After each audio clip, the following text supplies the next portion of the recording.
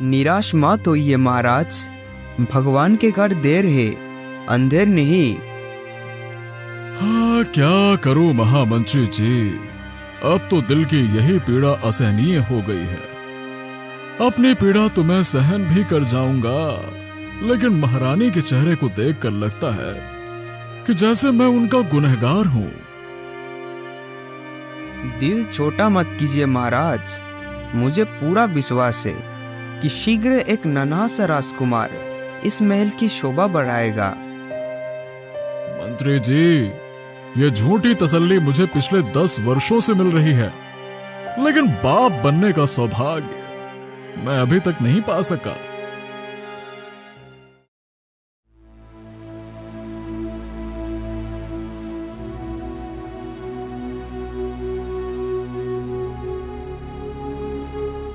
हमारे शादी को हुए 12 वर्ष बीत चुके हैं। अब तो दासी भी मुझे शक की निगाहों से देखती है और ये समझती है कि मैं शायद कभी माँ बन ही नहीं सकती।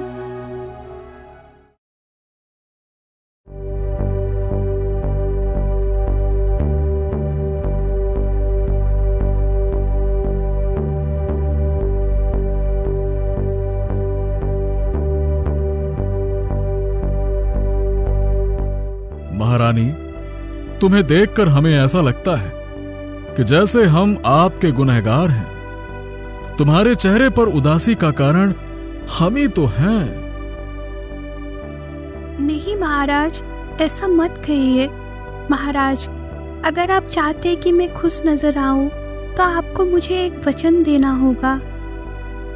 तुम्हारी खुशी के लिए हम कुछ भी करने को तैयार हैं। बताओ, मैं तुम्हें क्या वचन दूं?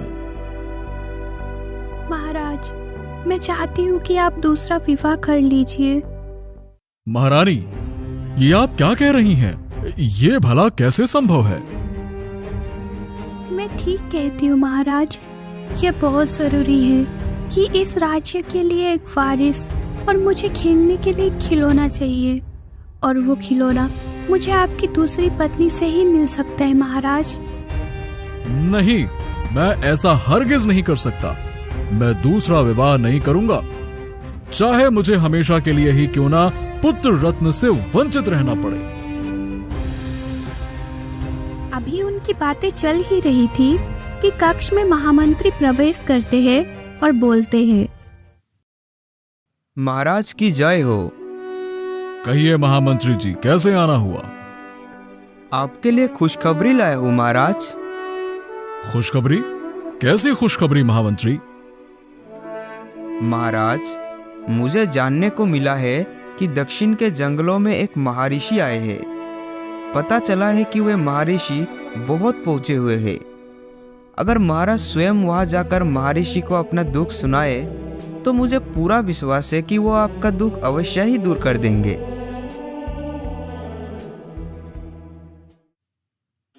हम उन महर्षि के दर्शन करने के लिए चलेंगे महाराज।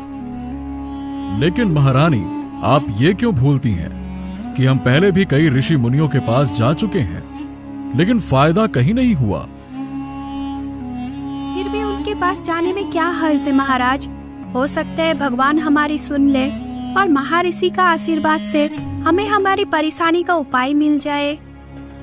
और आखिर महाराज केशव राय को महारानी स्नेहलता की बात माननी ही पड़ी।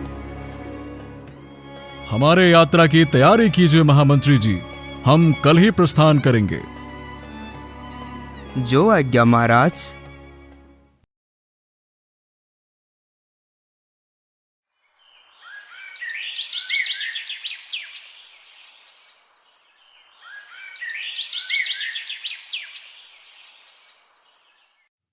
और अगले ही दिन महाराज केशव राय महारानी के साथ दक्षिण के जंगलों की तरफ रवाना हो गए।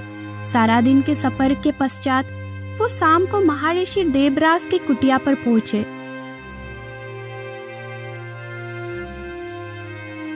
आओ राजन, हमें मालूम था कि तुम अवश्य आओगे। ओ, महर्षि को पहले ही कैसे पता चल गया कि हम आ रहे हैं? अंदर चले आओ राजा केशव राय, आ जाओ। ओ, वो तो हमारा नाम भी जानते हैं।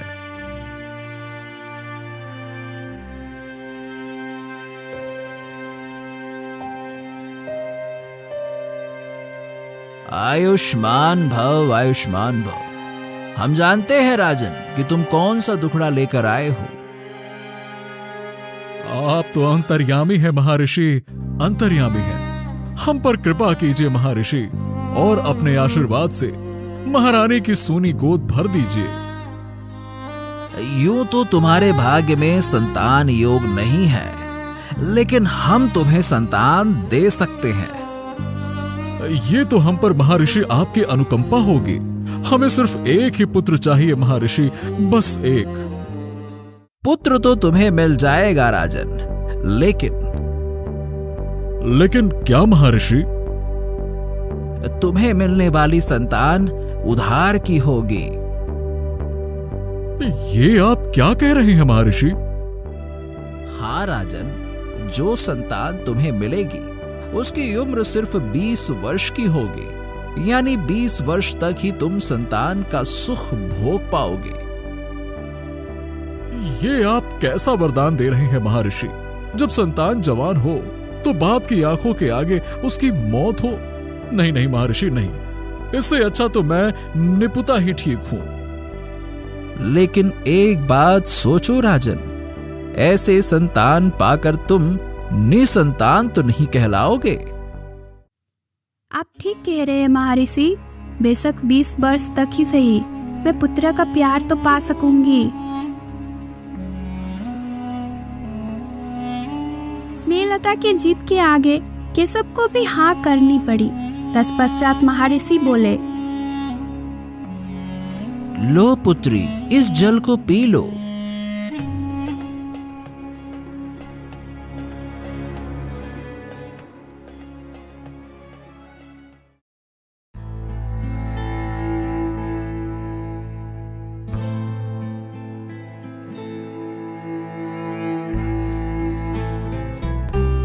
वक्त के मुताबिक महारानी गर्भावस्था को प्राप्त हुई।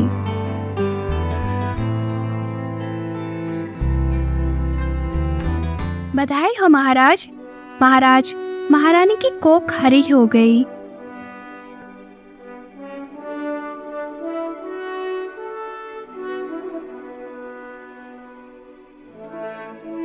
हे भगवान, समझ नहीं आ रहा कि बाप बनने की खुशी मनाऊं या पुत्र की मौत का शोक, जो कि 20 वर्ष बाद ही मर जाएगा। लेकिन महारानी स्नेहलता जैसे महर्षि देवराज की बात को भूल गई थी, तभी तो वो खुशी से फूले नहीं समा रही थी। आज कितनी खुशी का दिन है भगवान कि मेरे कोख में मेरा बच्चा पल रहा है।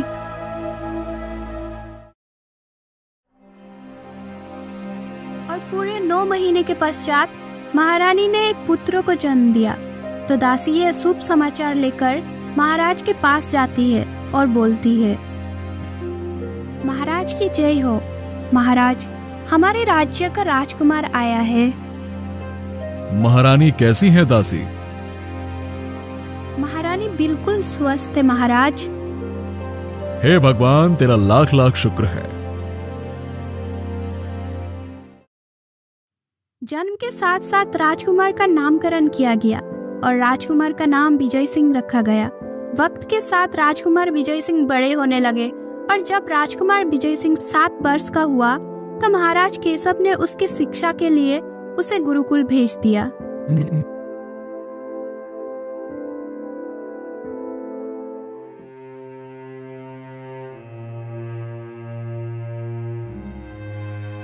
देख रही हो महारानी, आज राजकुमार 7 वर्ष का हो गया।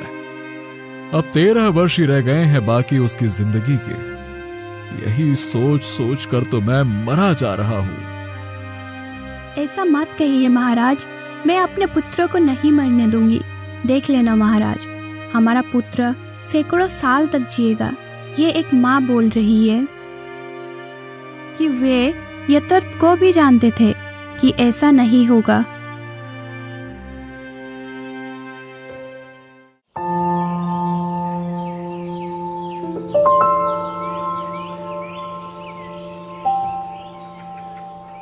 राजकुमार विजय सिंह, आज 5 वर्ष पश्चात तुमने अपनी शिक्षा पूरी कर ली, इसलिए जाओ और संसार में अपने पिताजी का नाम रोशन करो। जो आज्ञा गुरुदेव। जाओ और वक्त आने पर अपने गुरु दक्षिणा मैं स्वयं मांग लूंगा। जाओ, जैसी आपकी इच्छा गुरुदेव।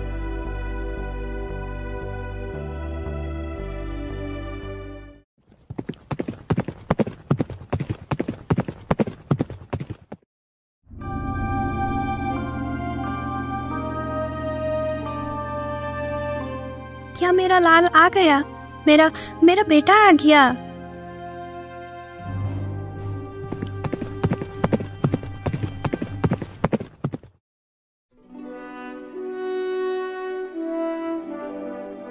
प्रणाम मां। सदा खुश रहो। झुक झुक जियो बेटा।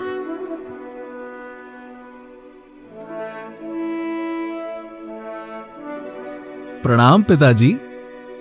हे भगवान, मैं इसे क्या आशीर्वाद दूं? मेरे बेटे को हमेशा खुश रखो भगवान, हमेशा खुश रखो।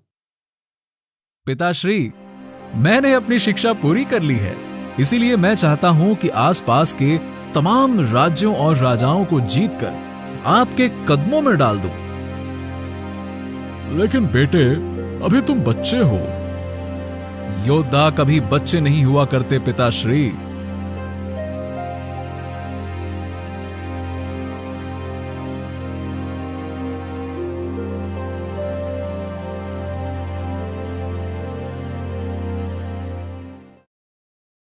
जाओ पुत्र जाओ और विजयी होकर लौटो। प्रणाम पिताश्री, मुझे आज्ञा दीजिए। विजयी भाव। और अपने फौज के साथ राजकुमार विजय सिंह विजय अभियान के लिए निकल पड़े। सबसे पहले उन्होंने सूरतगढ़ पर आक्रमण किया। बोलो राजा सूरत सिंह, हमारी दास्तां स्वीकार करते हो या मौत? राजा सूरत सिंह का सिर काट सकता है, लेकिन झुक नहीं सकता। तो फिर लो सिर न झुकाने की सजा। और राजकुमार ने उनके साथ युद्ध करके तलवार से उनकी गर्दन उड़ा दी। सूरत सिंह की दशा देखकर आसपास के कई राजाओं ने केशवगढ़ की दोस्ती स्वीकार कर ली। हमें केशवगढ़ के दस्ता स्वीकार है। राजन, इसमें ही आपकी भलाई है। आज जिसने भी विजय सिंह के सामने सिर उठाने की हिम्मत की है, उसका हाल सूरत सिंह की तरह हुआ है।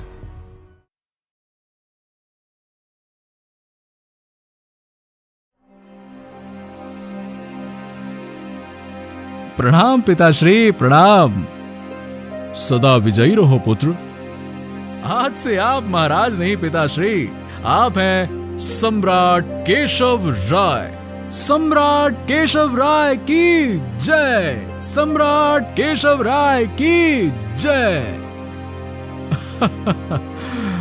जाओ पुत्र जाओ, मां के दर्शन कर लो। जो आज्ञा पिताश्री।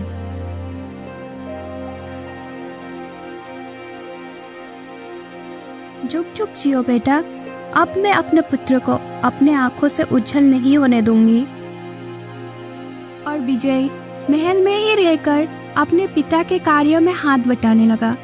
और वक्त बीतने के साथ साथ राजकुमार विजय सिंह 18 वर्ष के हो गए। कुछ दिन बाद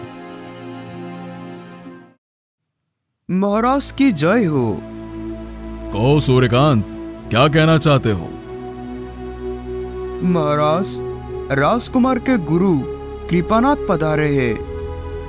ओह, तो तुम जाओ और गुरुदेव को आदर सहित अतिथि गृह में ले आओ। हम अभी आते हैं। और कुछ देर बाद सम्राट केशव राय ने अतिथि गृह में प्रवेश किया। आज हम अपने शस्त्र से अपने गुरु दक्षिणा मांगने आए हैं सम्राट। आज्ञा करें गुरुदेव।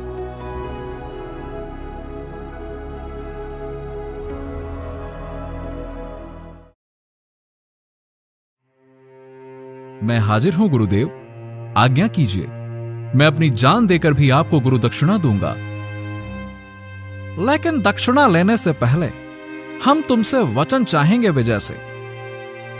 आप आज्ञा कीजिए गुरुदेव, मैं आपकी हर आज्ञा का पालन करने का वचन देता हूं। विजय सिंह, मेरी एक ही पुत्री है सुनीता, और वो विवाह योग्य हो गई है। इसलिए मैं चाहता हूं कि तुम सुनीता को पत्नी के रूप में स्वीकार करो और मुझे इस बोझ से मुक्ति दिला दो। लेकिन गुरुदेव, ये कैसे हो सकता है? क्यों नहीं हो सकता? सुनीता सुंदर और सुशील लड़की है, वो हर तरह से तुम्हारे योग्य है, तो फिर क्यों नहीं हो सकता? क्या समस्या है, बताओ। मेरे कहने का यह मतलब नहीं है गुरुदेव, मैं तो। विजय सिंह, बहाने बनाने की जरूरत नहीं है, साफ साफ कहो, क्या कहना चाहते हो तुम? आप मेरी बात का बुरा मत मानिए गुरुदेव, मैं आपकी बेटी से शादी नहीं कर सकता। तुम अपने वचन से फिर रहे हो विजय सिंह? ये बात नहीं है गुरुदेव। दरअसल अगर मैं आपकी बेटी से शादी कर लूंगा तो कुछ दिन पश्चात वो विधवा हो जाएगी। यह क्या कह रहे हो तुम विजय सिंह? ये क्या विजय सिंह अपनी उम्र के बारे में जानता है? इसे किसने बताया होगा? जी हां गुरुदेव, पृथ्वी पर मेरी आयु सिर्फ 2 वर्षों की रह गई है और फिर उसके पश्चात मैं वापस चला जाऊंगा। कहां चले जाओगे तुम? इसके लिए मुझे आपको पूरी बात बतानी पड़ेगी। दरअसल मैं मनुष्य नहीं हूं, बल्कि महिदेव हूं। देवराज इंद्र के दरबार में मैं एक मंत्री का अवतार रखता था। उस दिन इंद्र बोले, आज हमारा दिल बहुत उदास हो रहा है, इसीलिए जाओ मेनका और उर्वशी को बुला कर लाओ, हम अपना दिल बहलाना चाहते हैं। जो आज्ञा देवराज।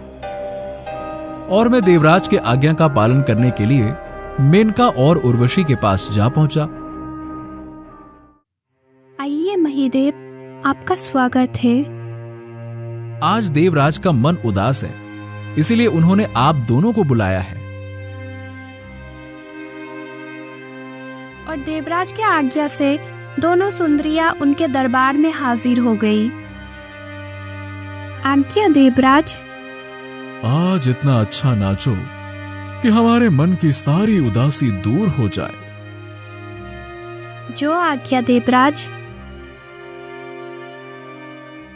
और दोनों देवराज की उदासी दूर करने में लग गईं।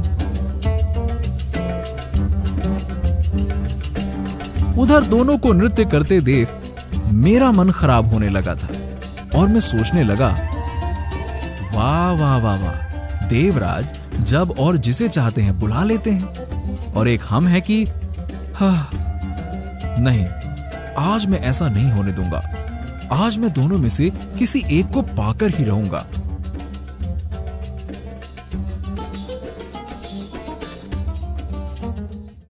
और नृत्य के पश्चात देवराज ने मुझे मेनका और उर्वशी को वापस छोड़कर आने का हुक्म दिया और मैं उन्हें छोड़ने के लिए उनके साथ चल पड़ा। बस यही मौका है, इससे अच्छा मौका और कभी नहीं मिलेगा। बस, और मैंने तुरंत ही उर्वशी का हाथ पकड़ लिया। महिदेव, ये क्या कर रहे हो आप? आज तो तुम्हें मेरा बनना ही पड़ेगा प्रिय। जानते हो ऐसा करने की तुम्हें क्या सजा मिल सकता है? आज मुझे कोई भी सजा तुम्हें पाने से नहीं रोक सकती। मैं अभी जाकर देवराज को सूचित करती हूँ।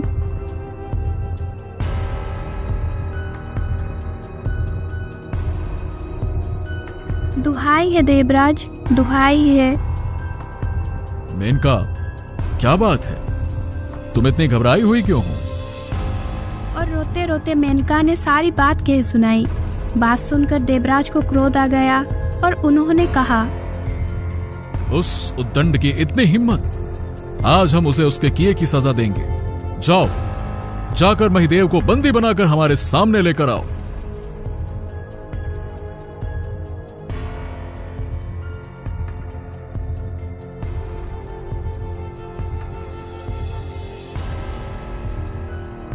हमें तुमसे ऐसी उम्मीद नहीं थी महिदेव। क्षमा करें देव, क्षमा कर दें। भूल हो गई, हमसे भूल हो गई। नहीं, जो नीच कृत्य तुमने किया है वो क्षमा योग्य नहीं है। इसलिए जाओ, हम तुम्हें श्राप देते हैं कि तुम 20 वर्ष मृत्युलोक में गुजार कर आओ। जाओ। नहीं नहीं प्रभु नहीं, इतनी कड़ी सजा मत दीजिए, रहम कीजिए मुझ पर, रहम कीजिए। लेकिन देवराज को मुझ पर जरा भी दया नहीं आई और मैं मृत्युलोक में आ गया और सोचने लगा, अरे कैसे काटूंगा मैं 20 वर्ष इस मृत्युलोक में। और जब मुझे महर्षि देव जी के दर्शन हुए तो वो बोले, मैं तुम्हें पहचान गया महिदेव। प्रणाम महर्षि। और महर्षि देवरस के पूछने पर मैंने उन्हें सारी बात बता दी। तत्पश्चात मैंने कहा, अब आप ही बताइए महर्षि, मृत्युलोक में 20 वर्ष कैसे गुजारूंगा मैं? अगर तुम चाहो तो तुम्हें पता भी नहीं चलेगा और 20 वर्ष तुम्हारे गुजर भी जाएंगे। बोलो। सच में? पर वो कैसे होगा महर्षि? और महर्षि की आज्ञा अनुसार मैंने आपके घर में जन्म लिया।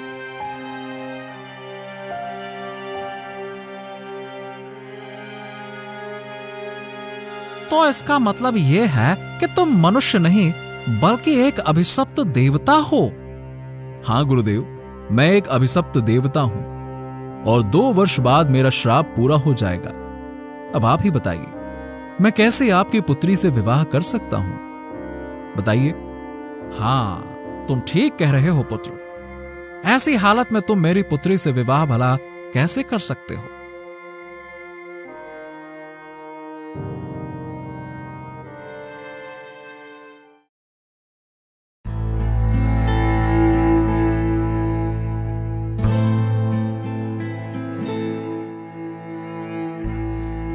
क्या बात है पिताश्री, आप उदास नजर आ रहे हो। राजकुमार विजय सिंह से तुम्हारी शादी नहीं हो सकती पुत्री। क्यों? क्या उन्होंने इनकार कर दिया? नहीं, ऐसी बात नहीं है। राजकुमार मनुष्य नहीं बल्कि देवता हैं। बेशक 2 वर्ष के लिए ही सही, पर मैं राजकुमार विजय सिंह की पत्नी बनने का गौरव हासिल करूंगी। ये क्या कह रही हो पुत्री? ये जानते हुए भी कि विजय सिंह 2 वर्ष पश्चात चला जाएगा, तुम उसकी पत्नी बनने की बात कह रही हो? मैं ठीक कह रही हूँ पिताश्री, आप ये संदेश उन्हें भिजवा दीजिए। ठीक है पुत्री, अगर तुम यही चाहती हो तो यही सही। मैं सुबह ही सम्राट केशव राय से बात करूंगा। और राजकुमार विजय सिंह को आखिर सुनीता की जीत के आगे झुकना ही पड़ा। अगले पूर्णिमा को ही दोनों की शादी हो गई। विवाह के अगले दिन महारानी बोली, बहू, ये तुमने क्या किया? सब कुछ जानते हुए भी तुमने जानबूझकर मेरे बेटे से शादी कर ली। आप चिंता मत कीजिए रानी माँ। एक सावित्री थी जिसने यमराज से अपने पति को मुक्त करवाया था। अब आप देखना कि मेरे पति स्वर्ग लोक के सारे सुख भूलकर यही रहने की ठान लेंगे। भगवान करे तुम्हारी वाणी सत्य हो बहू।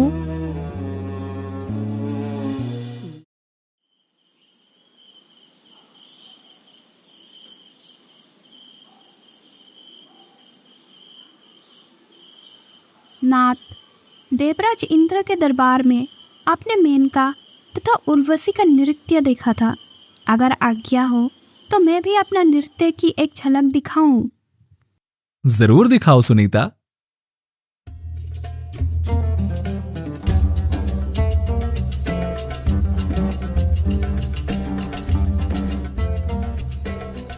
अरे वाह, तुम तो उर्वशी और मेनका से भी सुंदर नृत्य करती हो सुनीता। क्या बात है, अति उत्तम। काफी देर तक नृत्य करने के पश्चात जब सुनीता थक गई तो राजकुमार बोला, बस प्रिय, बस बस बस, आराम कर लो, बहुत थक गई होगी।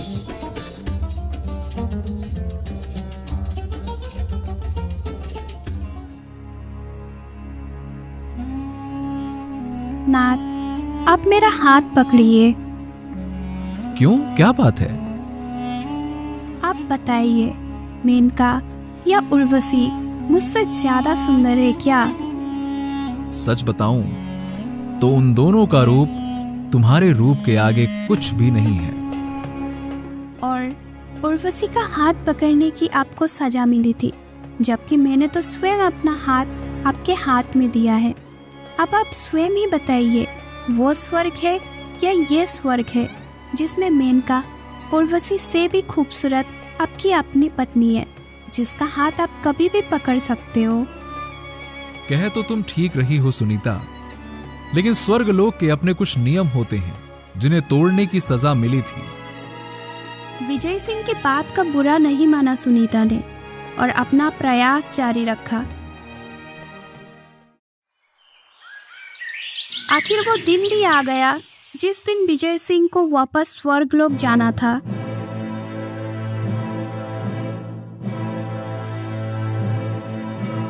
आज आखिर वो दिन आ गया जब मैं श्राप मुक्त हो जाऊंगा। इधर इंद्रलोक में इंद्र बोले, आज महिदेव को लेने हम खुद जाएंगे। बहुत लंबी सजा काटी है उन्होंने। और देवराज इंद्र स्वयं पृथ्वी लोक की तरफ चल पड़े।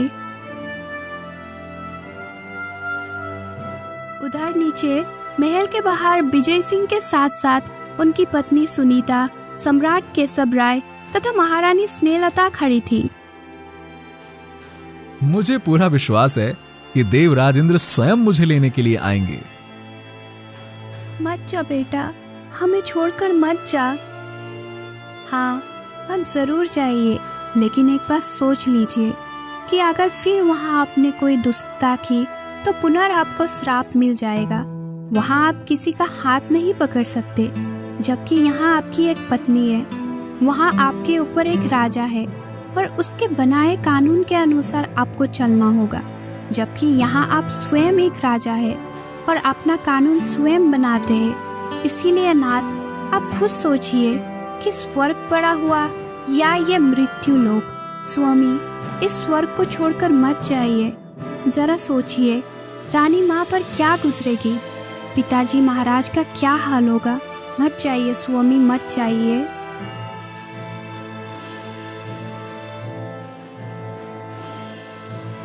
ओह, देवराज मुझे लेने आ पहुंचे हैं।